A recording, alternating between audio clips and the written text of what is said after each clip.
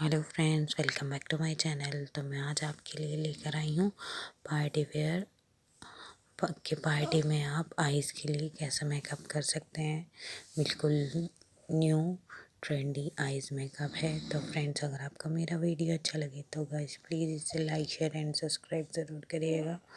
Friends, video को पूरा watch कीजिएगा और लास्ट तक देखिएगा, क्योंकि फ्रेंड्स वीडियो बहुत ज़्यादा इंटरेस्टिंग होने वाली है। अगर आपने इस वीडियो को स्किप किया तो फ्रेंड्स आप इसमें से इंटरेस्टिंग आइज़ मेकअप को मिस कर देंगे। तो फ्रेंड्स, आप इस वीडियो को पूरा वॉच कीजिए और मैं आपसे मिलूँगी नेक्स्ट वीडियो में नेक्स्ट आइडिया के साथ। तो आप इस वीडियो को एंजॉय करिए। Bye bye, thank you.